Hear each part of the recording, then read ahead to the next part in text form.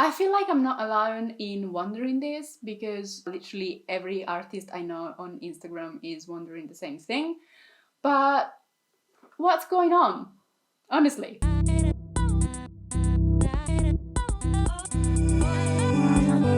Hey guys and welcome! In this video I would like to talk about Instagram. You may know me from there. I am called art_by_memo. I used to be called MLM_illustration, but I have recently changed my handle. You may also know me from a Skillshare course on Instagram that I did a couple of years ago when Instagram made sense. If you clicked on this video because of its thumbnail and thought that you might magically get some Instagram tips that will make you gain like a lot of followers overnight, or even just make you not lose them overnight, that's not the right video. I'm sorry. I don't think anybody can give you that kind of advice right now because it feels like Instagram doesn't make sense. All of the things that I used to do a couple of years ago kind of not work anymore, or at least they don't work to the same extent that they used to. There are some community and social media good practices and advice that I can give you, and if you want to follow through the end of the video, then I will talk about it. But I don't think that there's any one specific strategy that you can employ right now and that will be, successful 100%, because I feel Instagram as a platform has changed a lot, even in comparison with last year. In this video, I want to go through my own insights, which are basically data that Instagram gives you if you have a professional or creator account, and compare the insights that I get now to the insights that I used to get 1 year and 2 years ago. Unfortunately, insights only go back 2 years, so I wanted to show you guys the kind of insights that I used to get 3 years ago when Instagram was good, but I can't because I can't go back that far. That's a shame because it would have made even more of a contrast. Let's just get cracking, right? So here's my phone. I'm just going on Instagram. Here onto the side you can see there's the third tab called Insights. I currently have an account of 105,200 followers, which is a lot. I mean, you'd think that I get a lot of exposure and a lot of reach, but actually I don't. Yeah.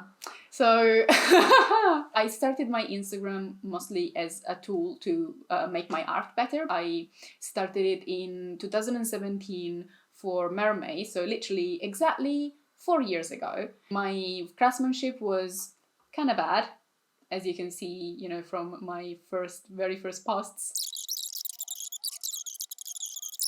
Wow, what a trip down memory lane. So I started Instagram because I wanted to improve my art, and Instagram was super useful in that because it forced me to draw every day. And so if you want to improve your art and just use Instagram as a tool to keep yourself accountable, that's a great way to do so. If you look at the insights on my latest post, for example, that I posted tonight, I posted it 2 hours ago and I got 3,815 accounts reached, which means that 3,815 people actually saw my post. It doesn't make sense because with 105,000 people following me, I don't believe that only 3,000 of those people actually turned on their phone and went on Instagram tonight. It just means that Instagram is cherry picking which accounts are shown to which people. As you can see, the reach is really crap, and that's true for bigger accounts as well as for small accounts, as I'm sure that you already know. And if you look at the insights for a post, for example, that did very well in the past week, it's this one: things I've been doing to improve my social media,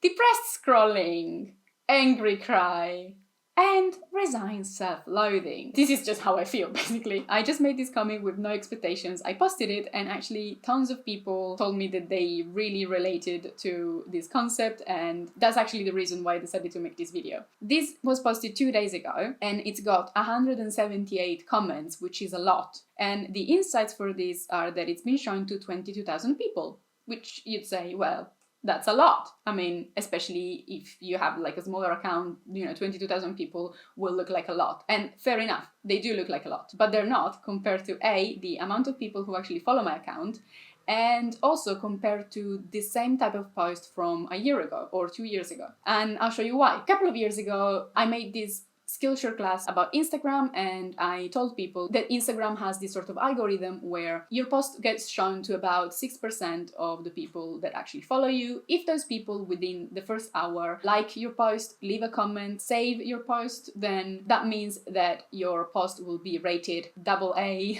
by Instagram, and therefore will be shown to more people, or even end up in the Explore tab, which is, trending, and that's basically holy grail for any creator, because it means that you're gonna end up reaching a lot of people who were not even aware of your account before, and so that means probably new follows, which is great. And I think that to a certain extent that's still true today, even though it is probably less than what it used to be. I've read a lot of articles about this, and I've read some people claiming that right now it's all about the saves. So basically, it doesn't matter how many people comment on your post, it doesn't matter how many likes you get, it only matters how many people save your post, and therefore your post will be rated as better quality than another post, and so, Instagram will make it go higher and show it to more people. So let's see if that's true. The claim is that saves will be a major factor in whether your post is shown to more people. So I'm gonna go into my insights, and into the insights tab there's another tab where you can see your content you shared. By default, when you open it, you'll see that the content is organized in the last year by reach. So you can see here any type of post. So I'm gonna put instead in the last 2 years. In the last 2 years, in terms of reach, my best post, which is also my best post ever, I think also of the 4 years, is this fan art of Joyce and Chief Hopper from Stranger Things. So this is my best post in terms of reach.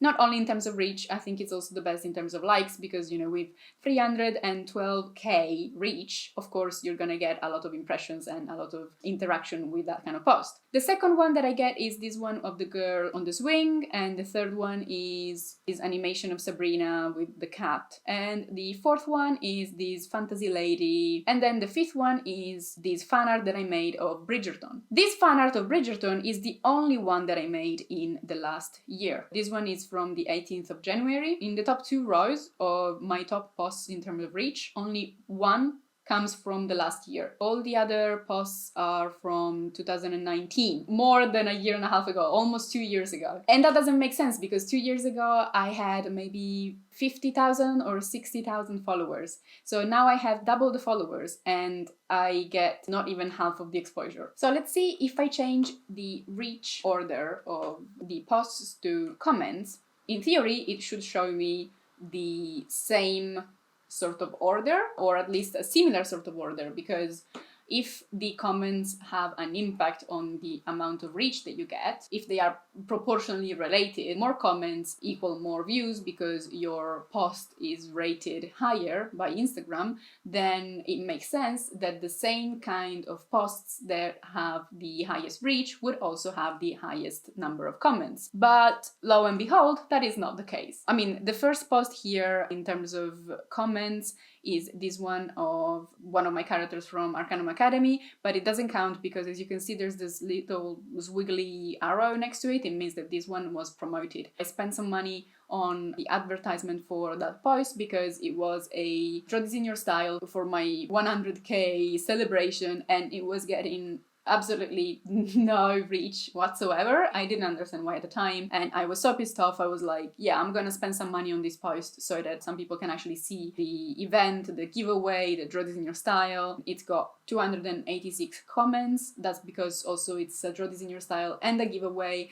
so of course people are gonna comment more on a post where there's a giveaway. The second post is actually the Stranger Things fan art, so that makes sense, 240. The third one is from my tarot deck launch. The pre-orders were open, so of course people were gonna comment. Number 4, it's also a Draw This in Your Style, so of course there's gonna be lots of comments. Number 5 is just a mock cover for a young adult novel that I was writing. Also the 6th post is also a giveaway, so again, lots of comments. Okay, so this is my point, like this is so funny because the 7th post that you can see in the top comments that I got in the last 2 years is this one, things I've been doing to improve my social media comic, that I posted 2 days ago. okay, 2 days ago. This post has so many comments that it's in 7th place in my top 10, and yet in terms of reach it's so low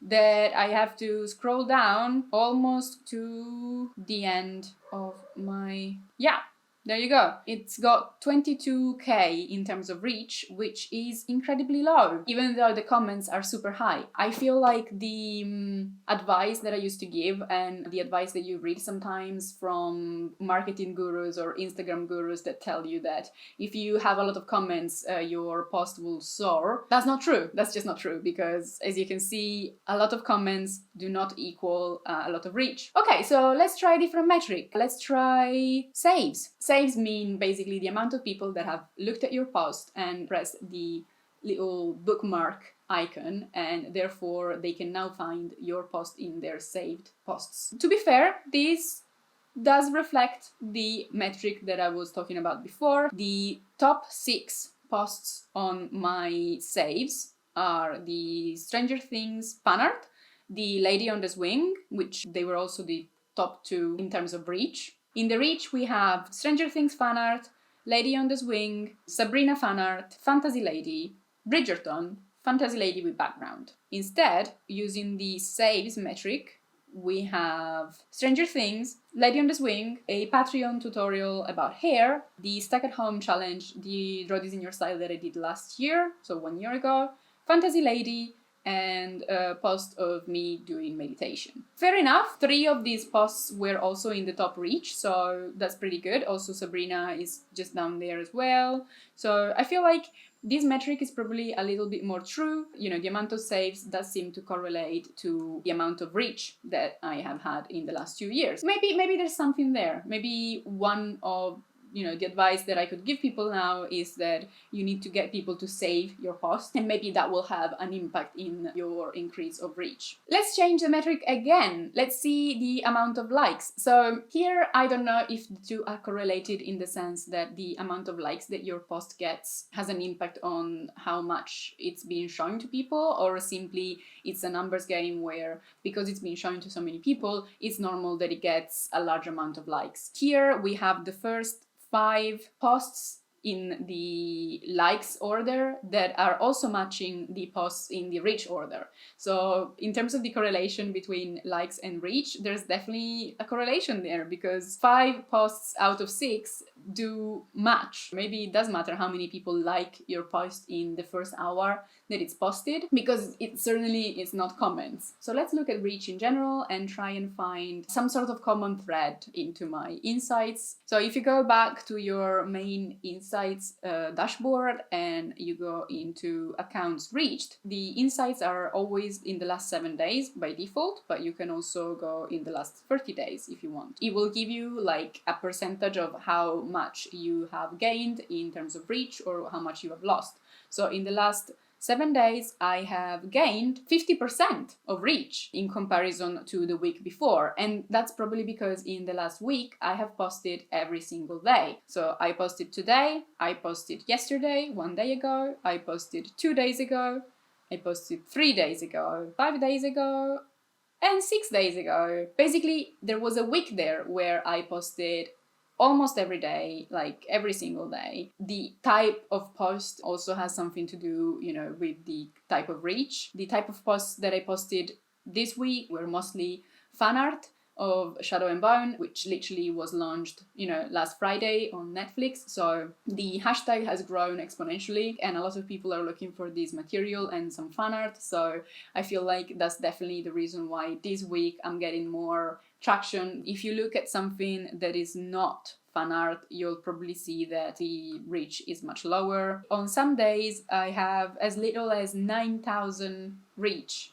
On Wednesday, for example, last week, I had 9,000 reach. And the highest reach that I got was on Monday, which I had 22k reach. And this post, in terms of insights, has 340 people that have saved it, 178 comments, and 3,700 likes. The amount of saves on that post specifically and the amount of interaction that it got meant that my post was shown to more people, and therefore that's why I got that spike that kind of changed, the amount of impressions and reach that I got in comparison to the week before. I feel like some of the things that can work right now with Instagram perhaps are trying to get people to save your posts a lot more, trying to get people to comment, although as we've seen, comments don't really have that much of an impact. It might be nice to get people to comment, mostly because that way you can build your audience and you can interact with your audience, and so that's just nice, that's just objectively a nice thing to do. But in terms of the algorithm, it doesn't seem to be that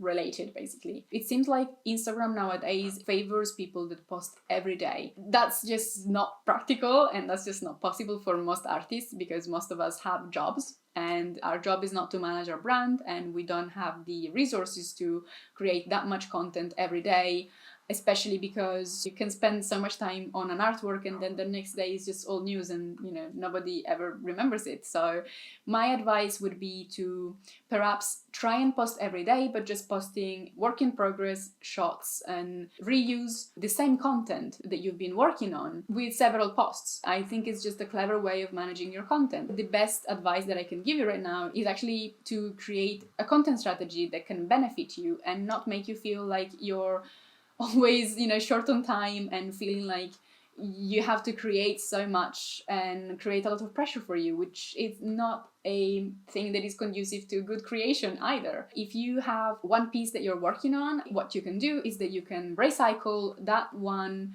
illustration that you make a week and just make it last for a whole week. One day you can post just a sketch, one day you can post a picture of you drawing, one day you can post a reel, one day you can post a video, one day you can post the actual finished illustration. So I don't know if you can actually stretch it for 7 days of posting, but almost. As you can see from the past 2 weeks, I have started making this fan art for Shadow and Bone on the 30th of March. Today it's the 28th of March. I meant April. So I've been making this one piece of illustration work for me for a month almost, just by releasing one character at a time, then releasing the full illustration, then releasing the fact that as a freebie for my patrons I've made wallpapers, then releasing the animated illustration that I did on After Effects. In the meantime, I've also released a couple of reels, which have gotten pretty good results because reels are generally pumped up by Instagram at the moment. I mean, the thing that Instagram is pushing the most, of course, is just adverts. I tried to buy some adverts from Instagram and Facebook years ago, like 2 or 3 years ago, and I would get a certain type of result, and I've tried now and the results that you get with the ads are much lower anyway. So I think in general the benchmark that you have to expect from Instagram nowadays is just much lower. If 2 years ago or 3 years ago you could expect a post that had 312k of exposure to get 43,000 likes, that's just not something that will happen nowadays. Almost exactly 2 years ago I had probably 40,000 or 50,000 followers, and yet I got that sort of result.